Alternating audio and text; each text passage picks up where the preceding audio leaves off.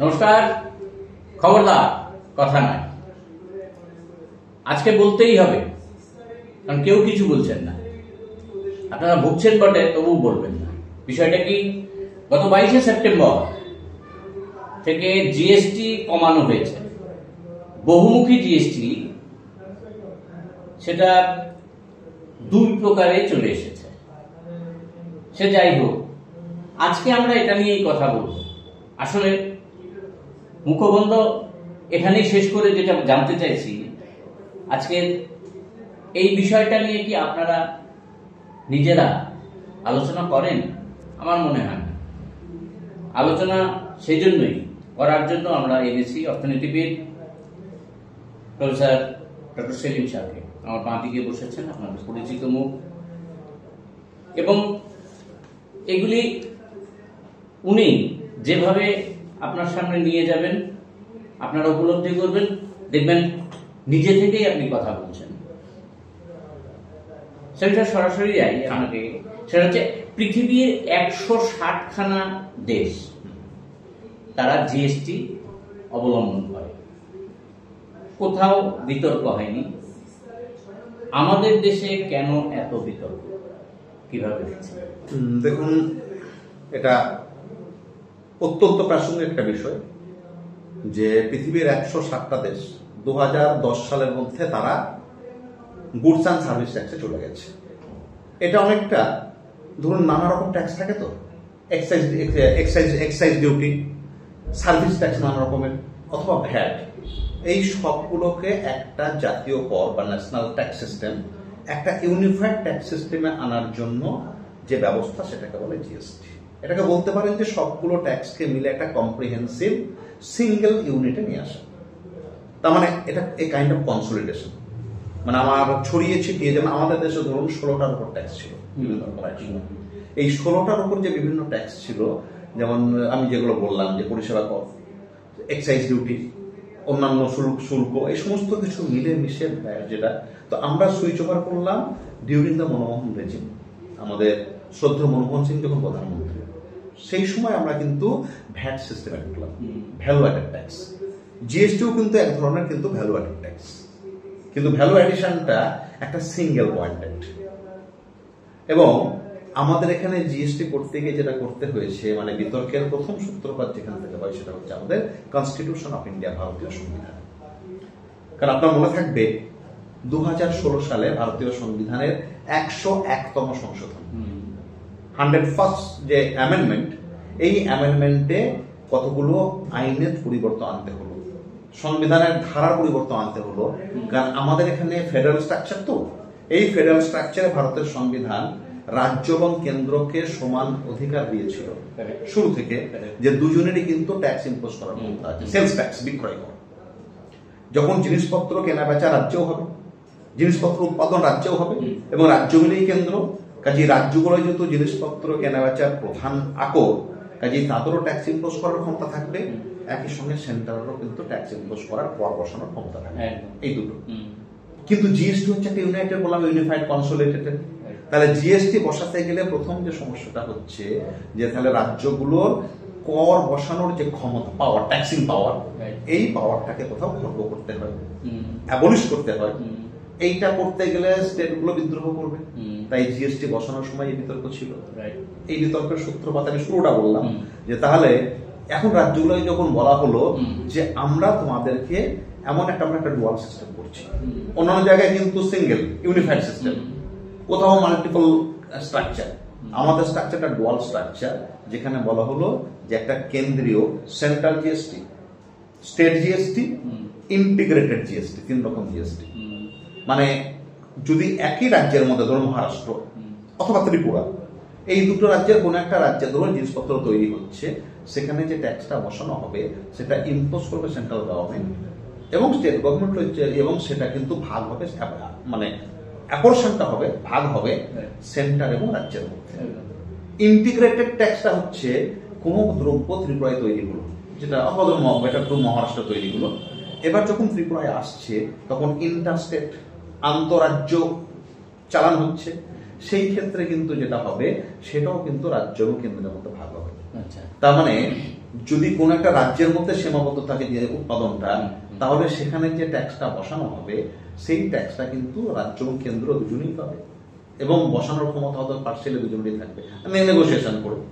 আর যদি integrated GST হয় শুধুমাত্র সেন্টার বসাবে, কিন্তু ভাগ হবে রাজ্য এবং কেন্দ্রের। কিন্তু বহুলাংশে রাজ্যগুলোর কর বসানোর ক্ষমতাকে খর্ব করা হলো 101তম সংবিধানের অ্যামেন্ডমেন্টের মধ্যে দিয়ে। তাহলে একটা বিতর্ক তৈরি হলো। তখন রাজ্যগুলো বলো আমার লাভ কি? ওদের বললো তোমাদেরকে আমরা কম্পেনসেশন দেবো, তোমরা যে জিএসটি কিন্তু কারো যে লসটা করবে 5 বছরের জন্য তার কম্পেনসেশন দেবো। এবং এই যে ডুয়াল স্ট্রাকচারটা আনা হলো, ইন্টিগ্রেটেড জিএসটি, এই বিষয়গুলো এই জন্য আনা হলো। এবং input credit, input tax credit দেওয়া হলো, যে রাজ্য থেকে র মেটেরিয়াল কেনা হচ্ছে, র মেটেরিয়াল টাকাটা পরবর্তী ক্ষেত্রে রিফাইন করলে বছর শেষে একবার র মেটেরিয়াল টাকাগুলো যে কোম্পানি বা রাজ্যকে ফেরত দিয়ে দেওয়া হবে। এই ব্যবস্থাগুলো করার পরে নেগোসিয়েশনের মধ্যে দিয়ে বিতর্কের অবসান ঘটলো এবং রাজ্যগুলো কম্পেনসেশনে রাজি হলো যে আমি 5 বছর কমপ্লেন পাই। কিন্তু দেখা গেল দ্বিতীয় বিতর্ক যেটা দেখা গেল সেটা হচ্ছে ট্যাক্স কাঠামো নিয়ে। আপনার মনে আছে যে আপনি যে 22 তারিখে সেপ্টেম্বরে 22 তারিখের কথা বললেন, 22 সেপ্টেম্বর 2025, তার আগে 1 জুলাই 2017 অ্যামেন্ডমেন্ট হলো আমাদের জুলাই মাসে 101তম অ্যামেন্ডমেন্ট, সেটা 2016 সালে। 2017 সাল থেকে জিএসটি চালু হলো। 2017 সালের 1 জুলাই থেকে যখন জিএসটি চালু হলো, জিএসটি যে চালু হলো সেই সময় কিন্তু বিতর্ক দেখা দিল কতগুলো স্ল্যাব বা রেট নিয়ে। এটা একটুখানি আমি আপনাকে সময় নিতে হবে একটুখানি বোঝানোর জন্য, যে কারণ 160টা দেশের কথা আপনি বলেছেন, তাহলে আমাদের এখানে বিতর্ক আছে, অন্য জায়গায় বিতর্ক নেই কেন? কারণ আমাদের এখানে প্রায় 5টা প্রথমেই স্ল্যাব করে দেওয়া হলো। 0%, 5% শুরুতে 2017 সালে, 0% মানে যে অত্যন্ত এসেনশিয়াল কমোডিটি, ভেরি ফিউ, এগুলো হলো 0% ট্যাক্সেশন।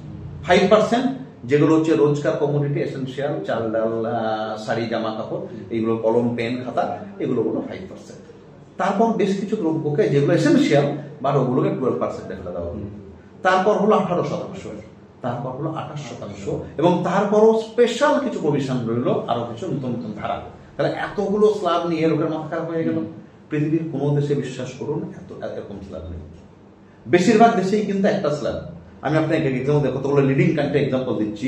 পৃথিবীতে হাইয়েস্ট জিএসটি হচ্ছে ইউনাইটেড কিংডম, 20%, এবং সিঙ্গেল রেট। বাকি আপনি যদি অস্ট্রেলিয়া যান, জাপান, সাউথ কোরিয়া, তার সঙ্গে আপনি যদি ইন্দোনেশিয়া দেখেন, এই সমস্ত, এবং কানাডা, এদের সবার কিন্তু জিএসটি 10%। কানাডা একটা ফেডারেল সিস্টেম, সেখানে স্টেটও জিএসটি বসায়, সেন্টারও বসায়, কিন্তু দুজন একটাই স্ল্যাব 5% করে 10%। দুটো স্ল্যাব মিলে একটা ইউনিফাইড স্ল্যাব, একটা স্ল্যাব। তাহলে Australia 10%, Japan 10%, south Korea 10%, Indonesia 10%, Singapore 7%, Thailand 7%, আপনার সুইজারল্যান্ড হচ্ছে 7.7%, দেখুন, এবং নিউজিল্যান্ড বেশ বেশি 15%, সব থেকে বেশি ইউনাইটেড কিংডম, তার হচ্ছে 20%। তাহলে কারোর জিএসটি কিন্তু ইন্ডিয়ার মতো 28%, এটা কিন্তু কারোর নেই। তাহলে এবং আরো কত স্পেশাল স্ল্যাবস, তাহলে অটোমেটিক্যালি বিতর্কের জায়গাটা তৈরি হয়ে গেল, এবং বিতর্ক এবং মানুষের উপর চাপ করতে শুরু করলো। প্রত্যেকটা আপনার যত বেশি জিএসটি স্ল্যাব হবে, যত রেট হাই হবে, তত জিনিসের দাম বাড়বে। গরিব মানুষ, সাধারণ মানুষ, ক্রেতার উপর চাপ করবে, এবং রাজ্যগুলো কি হয়, এবং যত এটার ইকোনমিক্স মজার কথা আছে, আমাদের ইকোনমিক্সের ট্যাক্স গুরু আমরা বলি অ্যাডাম স্মিথকে, এবং স্মিথের যে ক্যানন অফ ট্যাক্সেশন, এবং স্মিথের যে ক্যানন অফ ট্যাক্সেশন, অর্থাৎ কর বসানোর যে পরিধি বা নিয়ম কানুন, এটা নিয়ে সুন্দর সুন্দর বিষয় আছে, এবং ওখানে খুব ভালো ব্যাখ্যা দিচ্ছেন উনি, যে কর কাঠামো যত কমপ্লিকেটেড হবে, করের হার যত বেশি হবে, তত কর প্রদান করার কিন্তু প্রবণতা মানুষের কমবে, এবং রাজ্যগুলো কিন্তু মার খাবে। এই যে মানুষের কথা আনলেন উনি, এই যে মানুষ যে একটা সম্পদ, এবং উনি বললেন যে এই কমপ্লিকেশন যত বেশি থাকবে, কমপ্লায়েন্সে যত প্রবলেম হবে, এবং রেট যত বিভিন্ন থাকবে, সিম্পলিফাইড যদি সিস্টেম না হয়, ট্যাক্স সিস্টেম, আপনার জিএসটি হোক বা ভ্যাট হোক, হোয়াট এভার, যদি ট্যাক্স সিস্টেমটা সিম্পলিফাইড না হয়, তাহলে কিন্তু রেভিনিউ কিন্তু মার খাবে। যে পরিমাণ আয় হওয়ার কথা রাষ্ট্রের বা রাজ্যের, সেই আয় হওয়ার তাই হলো, এবং মানুষ সবার করে জিনিসপত্রের দাম বাড়লো।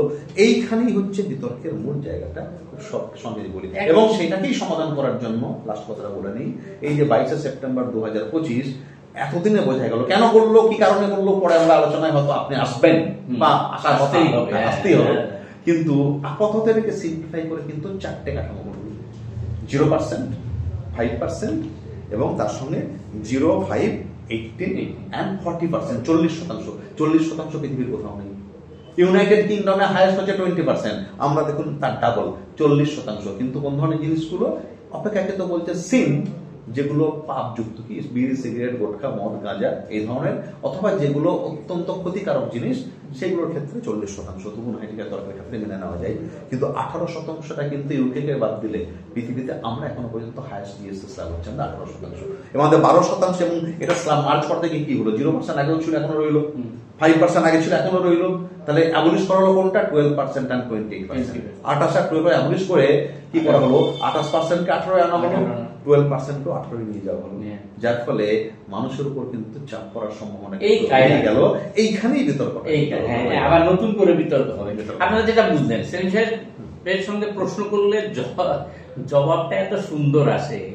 এখন আপনাদের কাছে, আপনারা যদি আমাদের এটা শোনেন, শুনতে গেলে বুঝতে পারবেন কায়দাটা কোন জায়গায় হয়েছে। সেই জন্যই মানে জোর দিয়ে, আগে যেমন 17 সালে যেভাবে ঐতিহাসিক বলা হয়েছিল, এখন ঠিক ঐতিহাসিক বলা হচ্ছে না। কি বলা হচ্ছে আমরা পরে আসছি। 2017 সালে জিএসটি চালু হয়েছিল, আমরা বললাম যে সরকার চালু করেছিল বিভিন্ন ট্যাক্স প্রদানের জটিলতা কাটাতে, বলা হয়েছিল। আপনি 16 তারিখের যদি মনে থাকে আপনাদের, তাহলে দেখবেন 2017 সালে প্রধানমন্ত্রীর বক্তব্যটা। সেই সরকার 8 বছর পর সেই ট্যাক্স তুলে নিল আংশিকভাবে।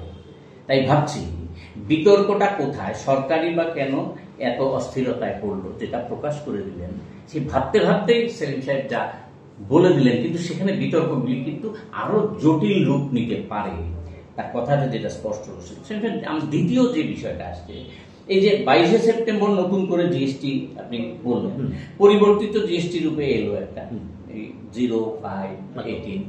এই তাহলে আগের সাথে ফারাকটা কোন জায়গায় হলো? মানুষ কতটা উপকৃত হবে বলে মনে করেন সরাসরি, সাধারণ মানুষের জন্য একদম সরাসরি দিবি? আমি আপনাকে আমি তো কথাটা বলেই দিলাম, ইঙ্গিত দিলাম স্পষ্ট করে, স্পষ্ট করে বললাম যে 28% কে 18% করায় যেমন সুবিধা হলো, তেমনি 12% কে 18% করায় কিন্তু বেশ কিছু জিনিসের ক্ষেত্রে কিন্তু চাপ পড়বে, দাম বাড়বে।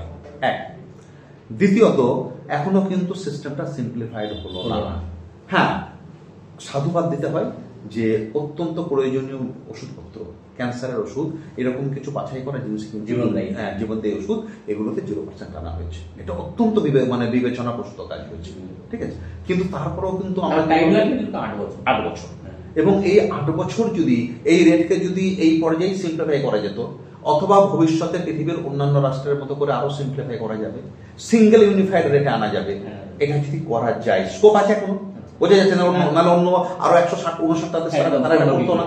তাহলে এই সিচুয়েশনে দাঁড়িয়ে এই যে 8 বছর ধরে মানুষের উপর বাড়তি করে বোঝা চাপানো হলো, এই যে মানুষ এতটা বোঝা বহন করলো কার সাথে, এখানে দুটো প্রশ্ন আছে। এক, আমি এটা ভাবছিলাম, আপনি বলার পরে আমি ভাবছিলাম যে তাই তো, মানুষ কতটা বেনিফিট পাবে। অর্থনীতি যেটা বলে, খুব সহজ কথা, নর্মালি এ ধরনের রিভিশনের ক্ষেত্রে মানুষ চট করে বেনিফিট পায় না। কেন পায় না? এটা অনেকটা ডিএ ছাড় দেওয়ার মতো, দিয়ে দেওয়ার মতো। সরকারি কর্মচারীদের দিয়ে দেয়, তারা হয়তো প্রোটেক্টেড হয়, কিন্তু 3% বা 6% দিয়ে বেড়েছে, বা 2.86 ইম্প্যাক্ট ফ্যাক্টর আছে, তার পে কমিশন হয়েছে, এই খবরটা রাতারাতি চালু হয়ে গেলে business class is very clever, and what they do, ওরা রাতারাতি কিন্তু আগে থেকে জিনিসপত্রের দামটাকে বাড়িয়ে দেয়। এবং এবারও সেটা তাই হয়েছে, যে ঘোষণা দেওয়া হলো যে 22 সেপ্টেম্বরের পর থেকে এটা চালু হবে, এবং আগেই যেটা ঘোষণা করে দেওয়া হলো, বাই দ্যাট টাইম কিন্তু বহু জিনিসের দামপত্র কিন্তু অ্যাডজাস্টমেন্ট হয়েছে, বহু জিনিসের ব্র্যান্ডিং এর দাম চেঞ্জ হয়েছে। তার মানে মানুষের যে বেনিফিট পাওয়ার ছিল, সেই বেনিফিট কিন্তু স্ন্যাচিং অ্যাওয়ে এটাকে হরণ করে নিয়ে যাবে ব্যবসাদার। এটা হচ্ছে প্রথম কথা, যে সবটা বেনিফিট যে পাবে এটা না হতে পারে। তারপরেও ধরলাম বেনিফিট একটা সুবিধা দিয়ে দেওয়া হয়েছিল, 22 তারিখ থেকে এটা হবে, অনেক আগে থেকে ডিক্লেয়ার করে, চাই হোক, এটা হয়তো ব্যবসাদারদের একটা সুবিধা দেওয়াও হতে পারে। কিন্তু জীবনদায়ী ওষুধে যেখানে 0 করেছে, সেটা মানুষ বেনিফিট পাবে। তাহলে যেখানে শিওর মানুষকে বেনিফিট দেওয়া, তাহলে আর কি আরো কিছু, আমার হিসেবে আরো কিছু আমার হচ্ছে আরো কিছু ভেরি এসেন্সিয়াল কমোডিটি, খুব এসেন্সিয়াল, যেগুলো বাছাই করে এইগুলোকেও কিন্তু, যেগুলো গরিব মানুষের প্রয়োজন, এগুলো 0% আনা উচিত ছিল। এটা একটা ব্যাপার। এক, দ্বিতীয় হচ্ছে যে আমাদের আরো কিন্তু সংশোধন করা, আরো রিভিশন করার, আরো সিম্পলিফাইড করার সুযোগ আছে, যেহেতু পৃথিবীর বাকি 159টা দেশটা পেরেছে যারা জিএসটি ফলো করছে। একমাত্র কান্ট্রি অবাক হবেন যারা জিএসটি করেননি এখনো পর্যন্ত, সেটা আমেরিকা। আমেরিকা কিন্তু এখনো সেলস ট্যাক্স রয়েছে, কিন্তু সেটা অ্যাজ গুড অ্যাজ জিএসটি। ওদের কি হয়, লোকাল লেভেল এবং স্টেট লেভেল দুই জায়গাতেই ওরা ট্যাক্স বসাবে, পিওর ফেডারেল স্ট্রাকচার। ওরা লোকাল লেভেল স্টেট লেভেল দুই জায়গাতেই ট্যাক্স বসানোর প্রভিশন রেখেছে, এবং রেটটা হতে হবে আপনার 0 থেকে 10%-এর মধ্যে, এর বাইরে না। তাহলে ম্যাক্সিমাম 10 আর মিনিমাম 0। তাহলে ওদের ইকোনমি কিন্তু কত স্টেবল দেখুন, যে ওরা অ্যাসিওর্ড রেভিনিউটা মাথায় রেখে 0 থেকে 10% রাখতে পারছে। আমরা কিন্তু 40% ট্যাক্স পৃথিবীর কোনো দেশেই নেই। জিনিসটা যাই হোক, তার উপর 40% ট্যাক্স কোথাও নেই। তাহলে এইটা একটা। এখন আমার সহজ প্রশ্ন কতগুলো, যে আমার দেশের অর্থনীতি কি খুব খারাপ অবস্থায় ছিল গত 8 বছর? না হলে জিএসটির এই বাড়তি বোঝাটা যেটা সিম্পলিফাই করা যায়, অথবা এবার কিছুটা সিম্পলিফাই করা হলো, এই বোঝাটা এতদিন কেন টানা হলো? মানুষ সাফার করলো, মানুষকে বেশি দাম দিয়ে জিনিস কিনতে হলো, দ্রব্যমূল্যের দাম বাড়লো। এইটা অনেকটা এরকম দেখবেন যে কোভিড-19 বা তার পরবর্তী সময়ে খেয়াল করবেন যে দুটো জিনিস চালু হয়েছিল। আপনি ব্যাংকে যেতে পারছেন না, ব্যাংক বন্ধ, তাহলে এই সময় আপনার একমাত্র অনলাইন ট্রানজাকশন ততটা পপুলার হয়নি, তাহলে আপনাকে এটিএম গিয়ে মাঝে মাঝে টাকা আনতে হচ্ছে, মুখে কাপড়টা করে গেলে এটিএম গিয়ে আমরা মাস্ক দিয়ে টাকা নিয়ে আসছি, হাতে গ্লাস টাস পরে বাড়িতে ফেলে দিচ্ছে গ্লাস। সেই সময়তে দেখা গেল যে কতগুলো রেস্ট্রিকশন দিল, যে তোমার এটিএম, তোমার ব্যাংক অ্যাকাউন্ট, রাষ্ট্রায়ত্ত ব্যাংক, তুমি টাকা তুললে একটা নির্দিষ্ট 4টে বা 5টার পরে টাকা তুললে প্রত্যেকবার তোমাকে এই পরিমাণ ফাইন দিতে হবে, এক্সট্রা পে করতে হবে, পেনাল্টি। আমার এতে দেখা গেল 50,000 কোটি টাকা পর্যন্ত কোনো কোনো বছর কিন্তু গভর্নমেন্টের এক্সট্রা করে দিয়েছে। ঠিক একই রকম ভাবে আমাদের দেশে পেট্রোলের এত দাম, আন্তর্জাতিক বাজারে পেট্রোল ক্রমশ কমছে, দাম কমছে, এবং কমতে কমতে যেখানে মনমোহন সিং এদের সময় পেট্রোল হিউজ দামে কিনতে হতো ব্যারেল প্রতি, সেটা প্রায় 5 গুণ দাম কমে গেল আন্তর্জাতিক বাজারে। অথচ দেখা গেল আমাদের এখানে পেট্রোলে গভর্নমেন্টের সেস বা পেট্রোলের উপর যে সারচার্জ, এটা কিন্তু গভর্নমেন্ট কমাতে পারছে না। তার মানে মানুষ তার কি এটা এক ধরনের টাকা তোলা। তার মানে কোথাও না কোথাও দেশের অর্থনীতি অতটা স্থিতিশীল না হলে এই করের বোঝা, এতগুলো স্ল্যাবস, এইটা কন্টিনিউড হয়। পেট্রোল ডিজেলের উপর সেস বা সারচার্জটা বহাল থাকে বা বৃদ্ধিপ্রাপ্ত হয়, এবং আমারই টাকা আমি এটিএম থেকে তুলতে গেলে আমাকে বাড়তি মাসুল গুনতে হয়, এবং যেটা দিয়ে গভর্নমেন্ট এক্সচেকারে হিউজ অ্যামাউন্ট ওখানে ট্রান্সফার হয়। তার মানে এটা কি সরকারের স্থিতিশীলতাটা বজায় রাখার জন্য অথবা অস্থিতিশীলতাকে ঢাকার জন্য এটা একটা পদ্ধতি হতে পারে। তাই নানাভাবে কোনটাকে ঐতিহাসিক বলবেন? যেটা বসানো হয়েছিল সেটা ঐতিহাসিক ভুল, নাকি এটা ঐতিহাসিক? কোনটাই ঐতিহাসিক না, কারণ জিএসটি আন্ডার কম্পালশন। কেন জিএসটি করা হয়েছে, কি করা হয়েছে, সেটা আমরা মোটামুটি বুঝি, বা এটা কম্পালশন সেটা আলাদা জিনিস। আর এই রিভিশনটাও কিন্তু আন্ডার কম্পালশন। এখানে ঐতিহাসিক সিদ্ধান্ত বলে কিছুই না। ডিমনিটাইজেশনটা ঐতিহাসিক ছিল না দাবি করলো, কারণ ডিমনিটাইজেশনের পরে আমাদের উগ্রপন্থা শেষ হয়ে যায়নি, বর্ডার ইনফিল্ট্রেশন শেষ হয়ে যায়নি। ঐতিহাসিক ব্লান্ডার তো অভিযোগ। এবং যেহেতু এখনো পর্যন্ত রিভিশনের সুযোগ রয়েছে, আমার জিএসটি ভবিষ্যতে আরো কমানোর সুযোগ রয়েছে, সুতরাং আমি যেহেতু এখনো পর্যন্ত আমরা ইউনিফাইড স্ল্যাবে যেতে পারিনি, মানে ইউনিক, সুতরাং এখনো পর্যন্ত যদি সুযোগ রয়েছে আমাদের, এখনো আমরা ইতিহাস ছুঁতে পারিনি। অন্য রাষ্ট্রগুলো অনেক আগে ইতিহাস ছুঁয়ে নিয়েছে। প্রধানমন্ত্রী বলেছেন, আপনারা শুনলে ভালো লাগবে, সেটা হচ্ছে যে প্রধানমন্ত্রী বলেছেন এই জিএসটি কমানোর জন্য 2.5 লাখ কোটি টাকা সাশ্রয় হবে বছরে। বর্তমান জনসংখ্যার নিরিখে তিনি সেটা বলেছেন কিনা আমি জানি না, তাহলে দেখা যাচ্ছে একটা হিসেব করলে দেখা যায় বছরে 56 টাকার বেশি হবে না, ম্যাক্সিমাম 56 টাকার বেশি হবে না। তাহলে আমি সরাসরি সেলিম সাহেবের কাছে একটা জানতে চাইছি যে এই যে নতুন জিএসটি, এই নতুন জিএসটির ঘটনা বা ঘোষণাটাকে আপনি কি অর্থনৈতিক ঘোষণা বলবেন না রাজনৈতিক? এটা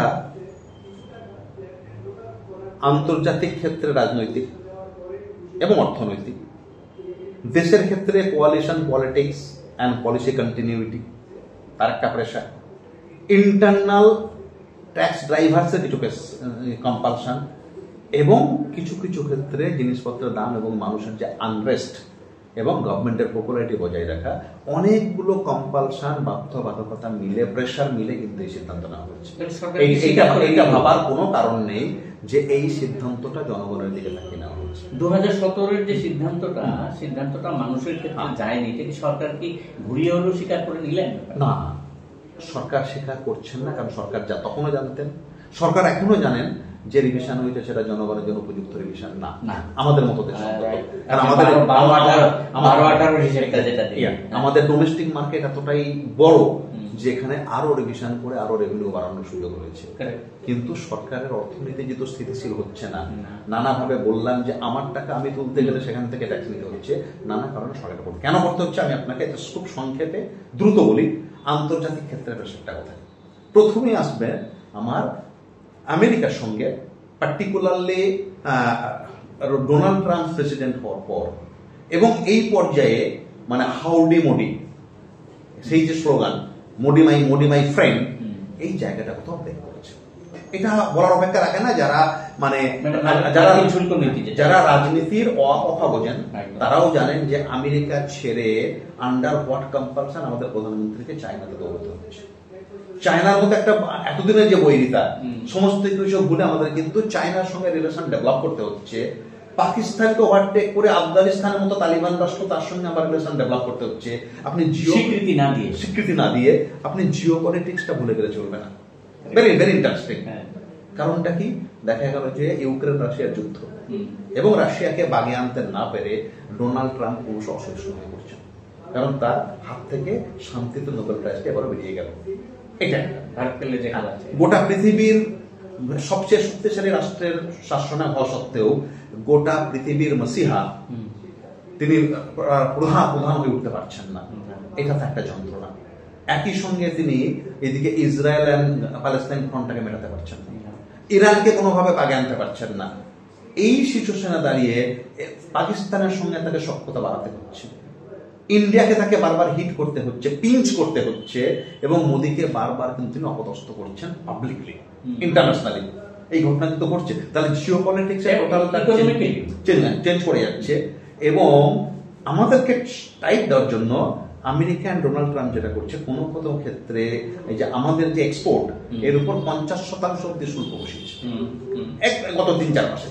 এই যে 50% শুল্ক যে বসানো হলো গত 4 মাসে, এর ফলে আমাদের কিন্তু 12% মতো কিন্তু এক্সপোর্ট কমে গেল, একদম স্ট্রেট ফরওয়ার্ড। এবং আগামী দিনে আরো কিন্তু এক্সপোর্ট কমবে। তাহলে এই মার্কেটে এই যে এক্সপোর্টটা কমলো, এই জিনিসগুলো কোথায় যাবে? তাহলে দিস ইজ দ্য কম্পালশন। আমাদের যখন এটা অর্থনীতির খুব সহজ একটা স্বীকৃত নিয়ম যে মুহূর্তে আপনার আন্তর্জাতিক বাজারে আপনার বাজারে মন্দা হবে, কোনো কারণে কেউ আপনাকে ব্যারিকেড তৈরি করলো, এবং ডোনাল্ড ট্রাম্প এই ব্যারিকেড সহসা হটাবেন না।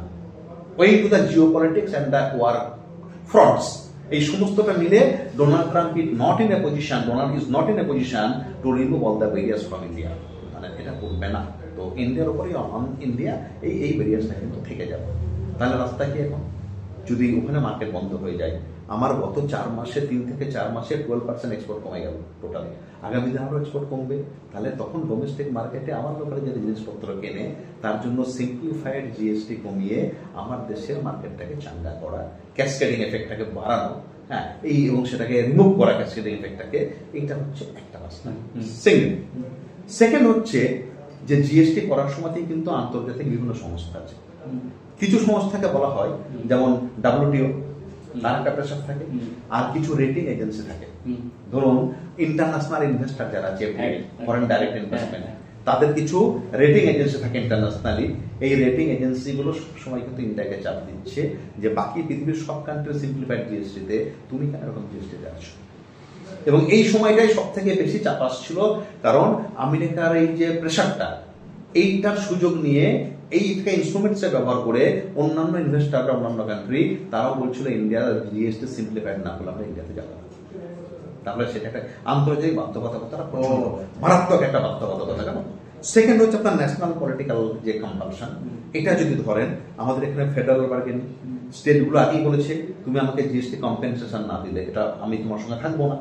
এখন স্টেটগুলো থেকে দাবি উঠছিল, বিশেষ করে তাদের যেখানে যেখানে কোয়ালিশন গভর্নমেন্ট চালাতে হচ্ছে, যে মানুষের দ্রব্যমূল্য বৃদ্ধি, এই সমস্ত বিষয়গুলো, এবং ক্রমাগতভাবে আমাদের যে শিল্প কারখানাগুলো মার খাচ্ছে, এইটার একটা অন্যতম জিএসটি কমে যাচ্ছে। তাহলে তুমি তো 5 বছর পর কম্পেনসেশন বন্ধ করে দেবে, আর 5 বছর তো হয়ে গেছে অলরেডি। কম্পেনসেশন তো বন্ধের পথে। এখন তো স্পেশাল ক্যাটেগরি স্টেট ছাড়া বাকিগুলোকে সেন্টার কম্পেনসেশন দিতে রাজিও না। তাহলে এই সময় দাঁড়িয়ে যারা কম্পেনসেশন পাবে না যে স্টেটগুলো, সেই স্টেটগুলোর কোয়ালিশনের দাবি ছিল যে তুমি জিএসটিকে সিম্পলিফাই করো এবং আমাদের স্টেটগুলোকে কিছুটা রিলিফ দাও। এটা কিন্তু একটা ঘটনা ছিল। কিন্তু প্রাথমিকভাবে একটা কথা বলার অর্থে ছাত্র হিসেবে স্টেটগুলোর দাবি হলেও এই যে শুরুতে যে সিম্পলিফিকেশন হলো না, শুরুতে কিন্তু স্টেটগুলো রেভিনিউ ফাইলটা মার খাবে শুরুতে, কারণ এই এফেক্টটা চট করে তা বললাম যে কারণ বিজনেসম্যানরা কিছুটা সুবিধা নেবে, যার ফলে কিন্তু ধীরে ধীরে ব্যাপারটা যখন সাবসাইড করে যাবে তারপর স্টেটগুলো রেভিনিউ বাড়ার সম্ভাবনা থেকে যাচ্ছে। কারণ এই জন্য স্টেটগুলো দীর্ঘদিন থেকেই দাবিটা করছিল এবং কোয়ালিশন পলিটিক্সের একটা কম্পালশন ছিল। এটা একটা গল্প ছিল। আর সঙ্গে আরেকটা বিষয় ছিল ওই যে রেভিনিউ বাড়ানোর গল্পটা, স্টেটগুলোকে রেভিনিউ বাড়ানোর গল্প, সেটা একটা ছিল। এবং সেন্টার স্টেট ফিসকাল রিলেশন এবং ডিজিটাল মুভটা, আমাদের ইন্ডিয়ার যে ডিজিটাল মুভ, ডিজিটাল কমপ্লায়েন্স, এইটা কিন্তু সিম্পলিফাইড জিএসটি যত হবে তত বেশি লোক কিন্তু কমপ্লাই করতে পারবে। একটা মজার তথ্য দিই যে অ্যাডমিনিস্ট্রেটিভ প্রেশারও তখন আসতে পারে। মানে আমি ট্যাক্স অ্যাডমিনিস্ট্রেশন আগে বলছিলাম, ট্যাক্স অ্যাডমিনিস্ট্রার যারা ট্যাক্স নিয়ে কারবার করেন আমাদের কাছে বড় বড় ব্যুরোক্র্যাটস, তারাও বারবার গভর্নমেন্টকে বলছিল যে আমরা কিন্তু নাজেহাল হয়ে যাচ্ছি। একটা খুব সিম্পলিফাইড তথ্য আমার দর্শকদের ভালো লাগবে, আপনারও ভালো লাগবে, যে এখনো পর্যন্ত জিএসটি সংক্রান্ত গত 8 বছরে টোটাল লিটিগেশন করা হয়েছে, মামলা করা হয়েছে কোর্টে, টোটাল মামলা হয়েছে 1,20,000। গত 8 বছরে ইন্ডিয়াতে 8,20,000 মামলা হয়েছে জিএসটির কমপ্লায়েন্স সংক্রান্ত বিষয় নিয়ে। 8,20,000 না, 1,20,000। তার মানে 1,20,000 মানে 8 দিয়ে ডিভাইড করুন, 15,000 প্রত্যেক বছর। 15,000 প্রত্যেক বছর 365 ভাগ করুন, এভরিডে গড়ে প্রত্যেক দিন 41টা কেস হয় ইন্ডিয়াতে জিএসটি নিয়ে। প্রতিদিন গড়ে 41। এখন বলতে পারেন যে লয়ারদের মার্কেট ভালো হচ্ছে, যারা ট্যাক্স লয়ার তারা তো বেনিফিট পাচ্ছে, কিন্তু প্রতিদিন গড়ে 41টা জিএসটি নিয়ে কেস হওয়া, এটা খুব কম হওয়া। তার মানে কতটা কমপ্লিকেটেড এন্ড কমপ্লেক্স সিস্টেম আমরা সরলীকরণ করা হয়েছে, এটা ধোপে টিকলো না। অতএব এই গল্পগুলো, এই এতগুলো কম্পালশন মিলে কিন্তু জিএসটি সিম্পলিফিকেশন, আমি আপনাকে বলছি আগামী দিনে আরো বেশি সিম্পলিফিকেশন আমাদের যেতে হবে। সর্বশেষ প্রশ্ন বলুন, এতক্ষণ আলোচনার মাঝখানে আপনাদের কাছে বিষয়টা নিশ্চয়ই যে লাস্ট যে তথ্যটা দিয়েছে ভয়ঙ্কর, 1,20,000 মামলা হয়েছে এসব নিয়ে, তারপরেও সিম্পলিফিকেশন কি করে হয়, কি করে সরলীকরণ হয়, আমি বুঝিনি। এই যে আমাদের জিএসটি হলো ইত্যাদি, তারপরেও দাবি হচ্ছে স্বদেশীর কথা বলা হচ্ছে, ঠিক আছে? এই যে স্বদেশী করার ক্ষেত্রে কিন্তু পুঁজির যারা পুঁজি যারা এখানে দিচ্ছেন, ভারতের পণ্য উৎপাদন হলে পুঁজির দেশগুলি থেকে যদি আমরা র মেটেরিয়ালস আনি, সেটা ভারতে উৎপাদন হলে সেটা স্বদেশী হয়ে যাচ্ছে। যদি তাই হয়, এই জিএসটি কমানো কতটা স্বদেশী আনায় পরিণত হতে পারে? মানে আজকালকার দিনে ধরুন আপনার পোস্ট গ্লোবালাইজেশন, এই যত আলোচনা আমরা করলাম, এই সবগুলোই কিন্তু বিশ্বায়ন পরবর্তী সিম্পল মানে সিমটমস। কেমন বিশ্বায়ন পরবর্তী কিছু বিষয় আছে যেগুলোর ক্ষেত্রে একটা, আমরা তো এখন গ্লোবাল ভিলেজে বাস করি, কাজেই সরাসরি স্বদেশী আনা বলে কিছু নেই। রাজনীতি ছাড়া, পলিটিক্স ছাড়া, অথবা পলিটিক্সের মধ্যে ধর্ম ছাড়া আর কোনো কিছুই স্বদেশী না, সব বিদেশি। এবং আমাদের এখানে কিছু কিছু স্বদেশী সংগঠন আছে যারা দেশে যত টাকা তোলে বছরে, তার থেকে অনেক বেশি প্রবাসী আমেরিকান, প্রবাসী ব্রিটেনে যারা রয়েছেন তাদের কাছ থেকে অনেক বেশি তারা অর্থ সংগ্রহ করে। আমি সংগঠনের নাম বলছি না, কিন্তু অনেক স্বদেশী সংগঠন যারা স্বদেশিয়ান এবং ধর্ম নিয়ে রাজনীতি করছে, তাদের বিদেশি সংগঠন অনেক স্ট্রং এবং তাদের নিউ ইয়র্ক, আমস্টারডাম অথবা লন্ডন থেকে অনেক বেশি পরিমাণ কালেকশন আসে সারা বছর। স্বদেশিয়ানা বলে কিছু নেই। স্বদেশিয়ানা যদি থাকতো তাহলে আমাদের স্পন্সর্ড মাল্টি মিলিয়নিয়ার এবং আমাদের অন্যতম ইন্ডাস্ট্রিয়ালিস্ট মিস্টার আদানি, তাকে সরকার নিজে উদ্যোগ নিয়ে অস্ট্রেলিয়ার সমস্ত কয়লা খনিগুলো একবার করে দিত না। আমরা এখন কিরকম স্বদেশী নাই ভুগছি, যে এতটাই স্বদেশ প্রীতি আমাদের, যে আমাদের যিনি এখানে সবচেয়ে বেশি ইনভেস্ট করার ক্ষমতা রাখেন তাকে আমরা অস্ট্রেলিয়াকে ইনভেস্ট করাচ্ছি সরকারিভাবে, এবং আমাদের অর্থমন্ত্রী সঙ্গে করে নিয়ে গিয়ে ইনভেস্ট করিয়ে দিচ্ছে। তাহলে এইখানে স্বদেশী আনার গল্প বলে লাভ নেই। একটা যেটা বলছি যে ইন্টারন্যাশনাল রেটিং এজেন্সি তাদেরও চাপ ছিল আমাদের জিএসটি সিম্পলিফাই করার জন্য। একদম এক পর্যায়ে যে সিম্পলিফিকেশন হয়েছে, এই সিম্পলিফিকেশনের ফলে এটা এক্সপেক্টেড যে বাইরের মাল্টিন্যাশনাল কর্পোরেশন অনেকেই, তার মধ্যে আমার ইন্ডিয়ান এমএনসি গুলো থাকতে পারে, অনেকেই হয়তো আমার দেশে এখন ইনভেস্ট করতে চাইবে যদিও, এবং সেই চাওয়াটা ভাগাভাগি হয়ে যাবে। এখন কিন্তু চায়না ইন্ডিয়া দুটোই বাজারের দিক থেকে দেখতে গেলে, এবং কিছু কিছু ক্ষেত্রে এই যে এরা স্বদেশের কথাবার্তা বলছে বা নিজস্ব যে প্ল্যাটফর্ম আছে, এইটার জন্য চায়না ইন্ডিয়া দুটোই কিন্তু গুড ডেস্টিনেশন ফর এফডিআই। এই জায়গাটা খানিকটা হয়তো আমরা একটু বেনিফিট নিলেও চীনে দাঁড়িয়ে হয়তো স্বদেশি আনার কথাটা বেশি মনে হয়। আমরা অনেকটাই পারিনি, কিন্তু এখন যদি আরো বেশি সিম্পলিফাই করতে পারি ধীরে ধীরে, এবং যদি সত্যি সত্যি আমরা এই বেনিফিট গুলো দিতে পারি, কিছু কিছু বেনিফিট তো দিতেই হবে বাইরে এফডিআই আনতে গেলে, কারণ সেই বেনিফিট দিতে পারলে কিন্তু সত্যি সত্যি সেই বেনিফিট আমরা তুলতে পারি, আমরাও লং টার্মে বেনিফিট পাবো। কিন্তু মুশকিল হচ্ছে নিজের প্রোডাকশন বেসটাকে বাড়াতে হবে এবং নিজের ইনভেস্টমেন্টের ক্ষমতা। এবং আমাদের এখানে একটা মজার ব্যাপার কি, একটা জায়গায় আমরা দুর্বল হয়ে যাচ্ছি। আমরা যে সবকিছু বলছি, কিন্তু আমরা এডুকেশন থেকে শুরু করে, স্বাস্থ্য থেকে শুরু করে, উৎপাদন পর্যন্ত সমস্ত দেশগুলোকে ছেড়ে দিচ্ছি। আমাদের মতো বৃহৎ কান্ট্রিতে চীন কিন্তু এমএনসি এবং তার যে গভর্নমেন্ট উদ্যোগ, সরকারি উদ্যোগ, দুটোর মধ্যে ব্যালেন্স করে চলছে। চীনের যে কমিউনিজম সেটা কিন্তু অনেকটা কিন্তু মডিফাইড কমিউনিজম, সে আলোচনা প্রসঙ্গ আলাদা। ওরা কিন্তু মার্কেট মডেলের মধ্যে কমিউনিজমকে কোথাও ফিট করার চেষ্টা করছে এবং সেখানে ব্যালেন্স রেখে কিন্তু একটা সুস্থ কম্পিটিশন বজায় রাখতে পারছে বিটুইন পাবলিক অ্যান্ড প্রাইভেট। আমরা ক্রমশ সবকিছু প্রাইভেট হাতে ছেড়ে দিয়ে আমরা কিন্তু আমাদের সরকারি হোল্ডটাকে রিমুভ করে দিচ্ছি এবং ধীরে ধীরে আমরা কিন্তু এই যে হেলদি কম্পিটিশন এটাকে কিন্তু রিমুভ করে দিচ্ছি। এইটার ফলে আমাদের স্বদেশনের বড়টা টিকবে না এবং আগামী দিনে আমরা কতটা করতে পারবো শেষ করতেও ইচ্ছে হয় না। এক লাইনে শুধু সেলিম সাহেবের কাছে জানতে চাই যে ভারতের একজন বড় মানুষ বিহার নির্বাচনে দাঁড়িয়ে বলেছেন যে ভারতের অর্থনীতি 11তম স্থান থেকে 4র্থ স্থান বা 3য় স্থানে চলে এসেছে এবং জিনিসের দাম কমে গিয়েছে। আরেকজন মন্ত্রী বলেছেন যে তেলের দাম কমেছে, তেলের দাম, উনি তেল মন্ত্রী, তেলের দাম কমছে, জিনিসের দাম তো কমেইছে, চাহিদা বাড়ায় জিডিপি 0.8% বৃদ্ধি পেতে পারে। একদিকে বলছেন কমেছে, তারপরে বলছেন বৃদ্ধি পেতে পারে। এই যে বৈপরীত্যটা শব্দ ব্যবহার, কিভাবে দেখছেন? আদৌ কি 22 তারিখ হয়ে যাওয়ার সঙ্গে সঙ্গে এত তাড়াতাড়ি জিনিসপত্রের দাম কমে যাবে? এত তাড়াতাড়ি কমবে না। 23 তারিখ আমরা আমাদের আলোচনায় বলেওছি যে এগুলো কি হয়, এই বেনিফিট গুলো কিন্তু স্ন্যাচ আউট হয়ে যায়। এই আলোচনা আমরা করলাম। আমার যেটা অন্য বিষয়ে বলার শেষ কথা, যেটা আমার মনে হয় এখানে বলাটা খুব গুরুত্বপূর্ণ, যে আমরা, আপনি যে প্রসঙ্গটা বললেন যে আমরা 11 স্থান থেকে 4র্থ স্থানে চলে এসেছি অর্থনীতিতে, এখানে স্টুডিওতে বসে আমরা এই আলোচনাটা করেছি এবং কতটা অসার সেই আলোচনা। কারণ যার সঙ্গে কম্পেয়ার করা হচ্ছে জাপানের সঙ্গে, সেই পার ক্যাপিটা ইনকামে জাপান আমাদের থেকে প্রায় 36 গুণ মতো এগিয়ে আছে। তাহলে একটা রাষ্ট্র পার ক্যাপিটা ইনকামে 36 গুণ এগিয়ে আছে, আমরা 36 গুণ যদি পিছিয়ে থাকি, 21 গুণ পিছিয়ে, আমরা 12 গুণ আমরা যদি পিছিয়ে থাকি, তাহলে সেই ক্ষেত্রে আমি বলতে পারি আমার জীবনযাত্রার মান, আমাদের হাতে যে ক্ষমতা, জনগণের যে ক্রয় ক্ষমতা আর জাপানের ক্রয় ক্ষমতা আকাশ পাতাল ফারাক। জাপান আজ থেকে 60 বছর আগে যেখানে দাঁড়িয়েছিল, আমরা এতদিনে সেখানে এসেছি। অর্থাৎ জাপান আমার থেকে অর্থনৈতিকভাবে, মানুষের ক্রয় ক্ষমতা সব দিক থেকে আমার থেকে প্রায় 60 ইয়ার্স, 6 দশক এগিয়ে আছে। ঠিক, অর্থাৎ এই কম্পারিজনটা হয় না। আমরা আমাদের থেকে অনেক পিছনে এখন যারা 11, 12 বা 4র্থ স্থানে রয়েছে, ইউনাইটেড আরব আমেরিকাস, আমাদের লোকেরা কিন্তু ওখানে কাজকর্ম করতে যায়। আমাদের মানুষ ওখানে গিয়ে হয়তো জীবিকা নির্বাহ করছে এবং সমস্ত সংসার ছেড়ে ওখানে গিয়ে পুরো থেকে বাংলাদেশি, পাকিস্তান এবং ইন্ডিয়ানরা ওখানে এবং চাইনিজরা ওখানে গিয়ে লড়াই করে। সুতরাং আমরা ওই তুল্যমূল্য জায়গাটাতে আসিনি, এটা একটা। আর দ্বিতীয়ত, বেনিফিটকে পাবো না পাবো তার জন্য অপেক্ষা করতে হবে। অর্থনীতিটা জটিল বিষয় এবং তার মধ্যে অনেকগুলো ইফস অ্যান্ড বাটস থাকে। আমার বক্তব্য হলো আরো যথাসম্ভব সিম্পলিফাই করে, অর্থনীতির ভিত্তিটাকে আরো সুদৃঢ় করে, মানুষের পকেট থেকে স্ন্যাচিং না করে, ওই এটিএম থেকে টাকা তুললে টাকা না, এখানে ফাইন, ওখানে ফাইন, ওখানে পেনাল্টি, পেট্রোল ভরতে গেলে সেখানে ফাইন, এবং জিএসটি না কম স্ল্যাব দিয়ে মানুষের পকেট কেটে খুব দীর্ঘদিন অর্থনীতিকে সচল রাখা যাবে না।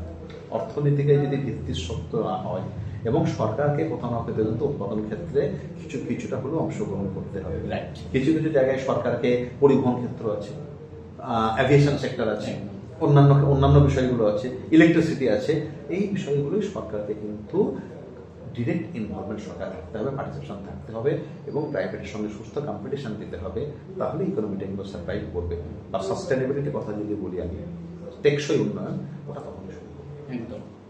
আশঙ্কা প্রকাশ ইলেকট্রিসিটির কথা যখন বললেন, 29 তারিখের পরে ত্রিপুরা রাজ্যের বিদ্যুৎ মাশুল আবার বাড়ার সম্ভাবনা রয়েছে, এমন একটা ইঙ্গিত আমরা পাচ্ছি। তিনি আমাদের সেন্সার যেটা বললেন, এই শুল্ক নীতি, মার্কিন শুল্ক নীতির পরিপ্রেক্ষিতে শুধু পূর্ব ভারতে বানতলা থেকে এবং পশ্চিম ভারতে সুরাট এবং উত্তর ভারতের নয়ডা থেকে দক্ষিণ ভারতের তিরুপুরে গোটা ভারতবর্ষের যে শিল্পাঞ্চলগুলি রয়েছে তা 50%-এরও অধিক শিল্পাঞ্চল বেকায়দায় পড়ে গিয়েছে, উৎপাদন বন্ধ করে দিয়েছে অনেকে। সুরাটের মতো জায়গাতে রপ্তানি যদি এই হারে বন্ধ হয়ে যায়, তাহলে এখানকার যে পোশাক উৎপাদন এবং বস্ত্রশিল্প উন্নয়নের যে ধারা, সেটা আঘাতপ্রাপ্ত হতে চলেছে। এবং যতটুকু জানা গিয়েছে, এই মুহূর্তে বিশাল অংশের শ্রমজীবী মানুষ তাদের কর্ম হারিয়েছেন, কাজ হারিয়েছেন। আমরা জিএসটি নিয়ে আরো সুযোগ থাকলে বলবো, দেশের অর্থনীতি নিয়ে আপনাদের কাছে আরো কথা বলবো, নিশ্চয়ই বলবো। তার আগে বলি যে এই মুহূর্তে যে বিষয়টা দরকার, সেটা হচ্ছে মানুষের পকেটে পয়সা দরকার, তাহলে বাজার চাঙা হবে এবং স্বাভাবিকভাবেই অর্থনীতি চাঙা হবে। এটাই হচ্ছে মূল কথা। আজকে এইটুকুই থাক। সবাই ভালো থাকবেন, সুস্থ থাকবেন, সকলকে নমস্কার।